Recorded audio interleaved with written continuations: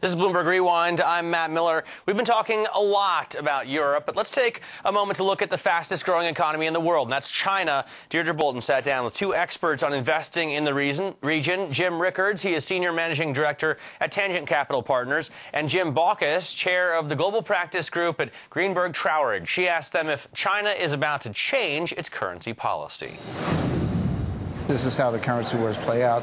For about a year, the U.S. has been winning. We've been sending them our inflation by printing money.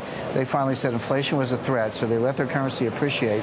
But now today, there were two big pieces of news. Number one, their trade surplus is shrinking, and their inflation is coming way down. So that means that their economy is cooling off. They're now going to have to retaliate in the currency wars. What that means is they're going to go back to, I think, a soft peg. So I think we've seen the end of the appreciation in the yuan for a while because they have to create the jobs.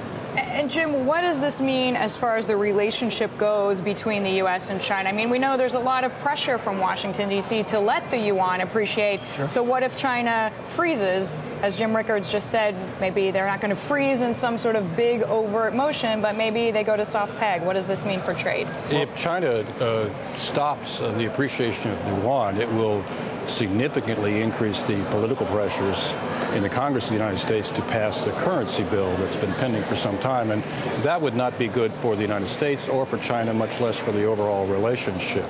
Now, Jim, speaking of this relationship, you're a China expert, so you know very well the issues that are important for the U.S. and the issues that are important for China as far as trade is concerned. What do the rest of us not know? I probably don't have enough time to tell us, but what is the biggest unknown that you think, the most common misperception in this trade relationship between the U.S. and China? Many Americans are worried about the rise of China. I'm much more worried about what would happen if China were to fall economically, because the fate of the U.S. and China is joined at the hip.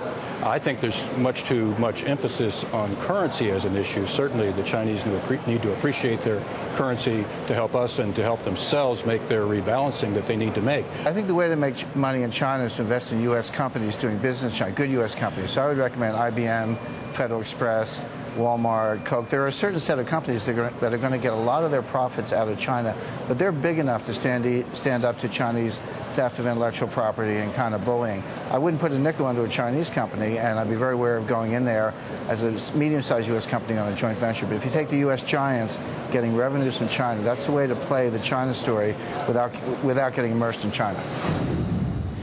That was Jim Rickards, Senior Managing Director at Tangent Capital Partners, and Jim Baucus, Chair of the Global Practice Group at Greenberg Traurig. Let's hear now from Christian Nadella and Joe Brusuelas of Bloomberg LP. And Joe, it makes sense that it's probably less risky.